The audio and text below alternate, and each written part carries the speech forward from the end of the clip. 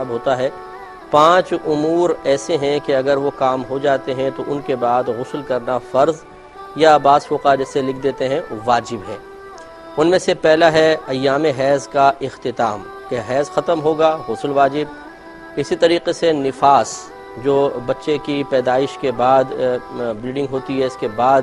ایک عورت پہ سمجھ لیں وقتی طور پہ ناپاکی طاری ہوتی ہے،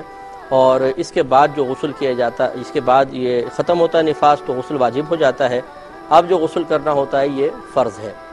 تیسرا احتلام ہوتا ہے کہ رات کو سوئے اور غسل فرض ہو گیا، جس کو ہم کہتے ہیں کہ، لیکن اس میں آپ کو بتایا تھا کہ شرط یہ ہوتی ہے کہ صبح جاگنے پر اپنے کپڑوں پر تری پائی، اور غالب گمان یہ ہے کہ یہ احتلام کے قطرات ہیں، خارجی اور پانی وغیرہ نہیں ہے، تو پھر اس پہ غسل واجب ہوگا۔ چوتھا آپ کو بتایا تھا کہ دخول ہے، یعنی انسان، زندہ انسان کے ساتھ اگر تعلق جیسے تعلق زوجین ہوتا ہے، قائم ہوتا ہے،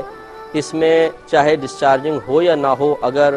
دخول ہے تو پھر اس میں فوراً غسل واجب ہو جاتا ہے۔ اور پانچواں ہوتا ہے کہ جاگتے میں اگر شہوت کے ساتھ، لذت کے ساتھ احتلام ہوتا ہے تو اس سے بھی غسل واجب ہوگا۔ لہذا اگر کسی نے وزن اٹھایا اور ویسے قطرات نکل گئے بالفرض تو اس پہ غسل واجب نہیں ہوتا، کیونکہ جاگتے میں غسل کے وجوب کی شرط یہی ہے کہ لذت کے ساتھ یا شہوت کے ساتھ انزال ہوگا، ڈسچارجنگ ہوگی تو غسل واجب ہوگا، ورنہ نہیں۔ یہ 5 اسباب ہوتے ہیں جن کی وجہ سے غسل فرض ہوتا ہے۔ اب یہ خیالات غلط ہیں کہ جی چھپکلی بدن پہ گر گئی تو غسل واجب ہو گیا،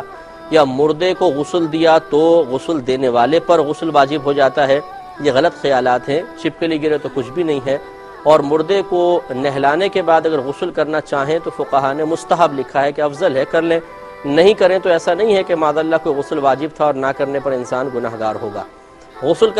جب غسل واجب ہو جائے تو تاخیر نہیں کرنی چاہیے، کیونکہ نبی کریم صلی اللہ علیہ وسلم کے فرمان عالی شان کے مطابق جس گھر میں کوئی جنبی شخص ہوتا ہے اس گھر میں اللہ تبارک و تعالیٰ کی رحمت کے فرشتے نہیں آتے ہیں۔